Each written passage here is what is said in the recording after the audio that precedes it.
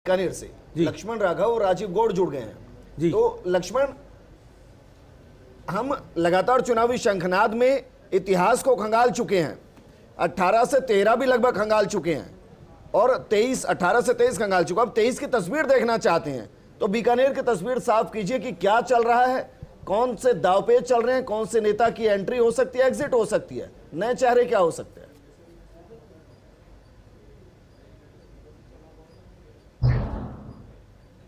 देखिए विजेंद्र, बिल्कुल 2013 और 18 की बात आपने की है। आपने बात की होगी तो ये बात समझ में आई होगी कि 2013 में जहां कांग्रेस को केवल 3 सीटें मिली थी, वहीं 2018 में कांग्रेस का ये ग्राफ 11 पर पहुंच गया। हालांकि भाजपा ने यहां पर कड़ी टक्कर दी, 10 सीटें जीती। आपको याद होगा 2 बाई इलेक्शन हुए हैं, सरदार शहर और सुजानगढ़, वहां पर भी कांग्रेस जीती है।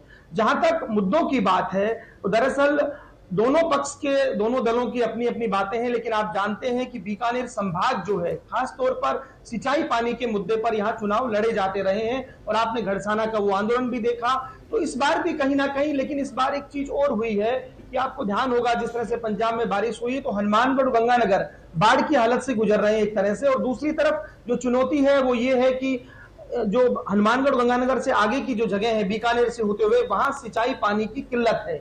तो ये इस तरह के मुद्दे यहां पर आबो हवा में हैं। इसके अलावा जो बात होती है, चूंकि बाहुल्य है किसानों का, बिजली कनेक्शनों की बात होती है, यहां पर बात होती है जो है बिजली की, तो बार बार ये कहा जाता है कि महंगाई राहत के बाद और किसानों के लिए जो चीजें की गई हैं, आपको ये भी ध्यान है विजेंद्र, ऊर्जा मंत्री इसी संभाग से आते हैं और बीकानेर से आते हैं, कोलायत से आते हैं। तो ये तमाम ऐसी चीजें हैं मुझे लगता है जिन पर चुनाव में जो है बात होगी। तो दूसरी तरफ कांग्रेस महंगाई राहत को लेकर जो जो योजनाएं वो लेकर आई, खासतौर पर आप देखेंगे जन कल्याणकारी योजनाओं की बात हर नेता कांग्रेस का करता नजर आता है।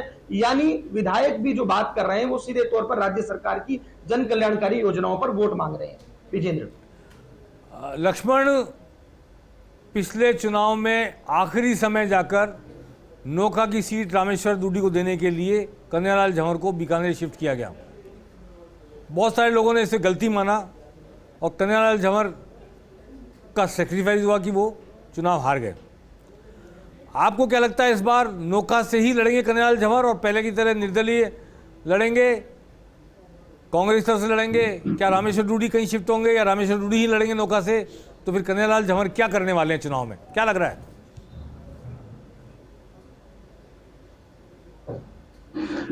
देखिए अनिल जी, आपने बेहद महत्वपूर्ण सवाल पूछा और मुझे लगता है पिछली बार इस शिफ्टिंग ने रामेश्वर डूडी की हार में कहीं ना कहीं भूमिका निभा दी थी। केएल झंवर जो है वोट शिफ्ट नहीं कर पाए, रामेश्वर डूडी को हार का मुंह देखना पड़ा और बिहारी लाल बिश्नोई भाजपा से वहां विधायक चुने गए। इस बार जो है अभी तक की जो चीजें हैं, हालांकि राजनीतिक संभावनाओं की कला है, लेकिन मैं ये कह सकता हूं कि केएल झंवर जो है वो कंफर्म नोखा से चुनाव लड़ेंगे। ये जरूर आबो हवा में चलता है यहाँ की सियासी आबो हवा में कि रामेश्वर डूडी ने बहुत बड़ी सभा कराई। आपके याद होगा मुख्यमंत्री यहां पर पहुंचे और यहां तक कि उस सभा की तुलना यहां तक भी हुई कि उसका मैनेजमेंट बहुत अच्छा था, तमाम नेताओं को बुलाया गया और जो नरेंद्र मोदी जो सभा करने आए थे उससे भी बेहतर मैनेजमेंट बताया गया। तो केएल झंवर इस बार ऐलान कर चुके हैं। उन्होंने बीकानेर में कोशिश की थी, आए थे 1-2 महीने के लिए, लेकिन जब उन्होंने देखा कि यहां पर शायद ही बात बने तो नोखा लौट गए हैं। नोखा में चुनाव प्रचार शुरू कर दिया है। अनिल जी, आपको याद होगा कि वो वहां से संसदीय सचिव भी बने, जब विधायक बने तो उनको संसदीय सचिव बनाया गया। इसके अलावा क्योंकि वहां पर नगर पालिका है, जोधपुर और भरतपुर से भी हमारे सहयोगी जुड़ गए हैं, राजीव गौड़ जुड़ गए हैं और रवि जुड़ गए हैं भरतपुर से।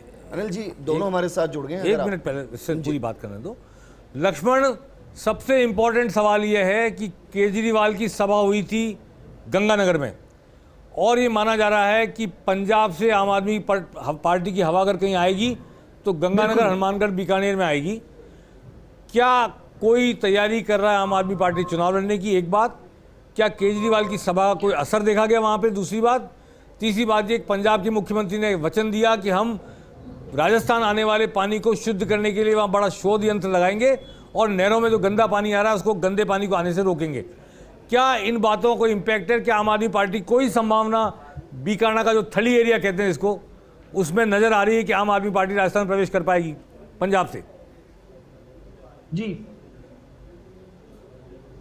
सर, बहुत महत्वपूर्ण सवाल पूछा और इस सवाल को दर्शक ही नहीं दोनों दल भी बहुत गंभीरता से जानना चाहते हैं। और आपको याद होगा जब इलेक्शन था तो जमींदारा पार्टी का उदय हुआ था, 2 सीटें उस वक्त जीती थी। तो ये जो बेल्ट है दरअसल यहां पर हमेशा एक ऐसी संभावना बनी रहती है।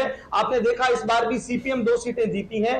तो केजरीवाल की सभा के बाद, हालांकि ये बात सही है कि सीधे तौर पर ऐसा कोई प्रभाव नहीं है, लेकिन ठीक ठाक भीड़ जुटाई उन्होंने। दूसरी बात, हमेशा जो होता है राजनीति में, जो ऐसे लोग हैं, आप जानते हैं यहां पर कुछ ऐसे बड़े चेहरे हैं जिनकी टिकट को लेकर संकट है। सीधा सीधा नाम लूं तो मैं देवी सिंह भाटी का है। तो अब क्या आप इन सब चीजों को देखकर एडजस्ट करके चुनाव लड़ेगी, ये एक बात होगी। दूसरी बात ये सही है कि श्रीगंगानगर में जो समीकरण अभी तक नजर आते हैं वहां पर आप पूरी कोशिश कर रही है, और न केवल केजरीवाल की सभा हुई बल्कि विनय मिश्रा सहित तमाम आपके जो नेता हैं वो वहां पर फीडबैक ले रहे हैं। लेकिन कहते हैं कि केजरीवाल की सभा में ज्यादातर श्रोता पंजाब से लाए गए थे, क्या ये सही है?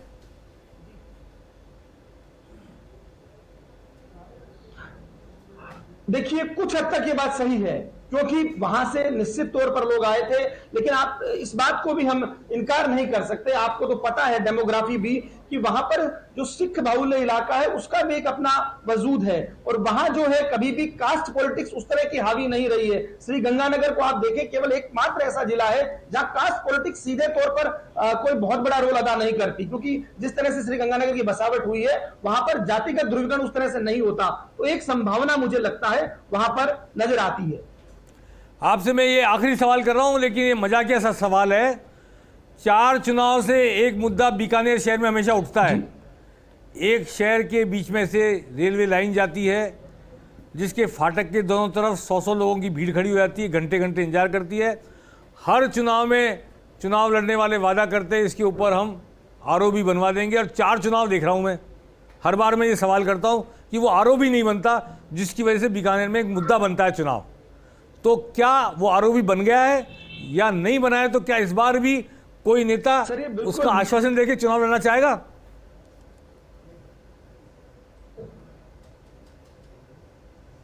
सर, ये मजाकिया नहीं है, मुझे लगता है कि यहाँ के नेताओं ने उसे मजाकिया बना दिया है। सच तो ये है कि इस वादे के साथ चुनाव जीतने की कोशिश होती है, लेकिन ये दुर्भाग्य है कि वो पुल नहीं बना।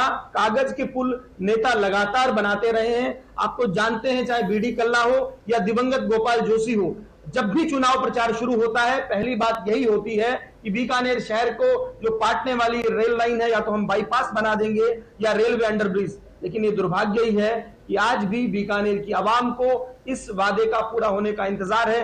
हालांकि कुछ एक कोशिश अभी कुछ शुरू हुई है, इसमें कहा जा रहा है कि एक आरयूबी जो है वो बन जाएगा, लेकिन वही बात है, चुनावी साल है और वादे हैं, वादों का क्या। और खास तौर पर जब इस तरह से 4 चुनाव में आपको भी याद है, तो यहाँ की जनता कैसे भूल सकती है इस वादे को? अनिल जी, मैं लक्ष्मण ये सवाल सिर्फ इसलिए पूछा था कि प्रदेश की जनता को मैं बताना चाहता था कि एक शहर ऐसा है जहां पर रेलवे लाइन के ऊपर पुल बनना 4 चुनाव से मुद्दा बन रहा है।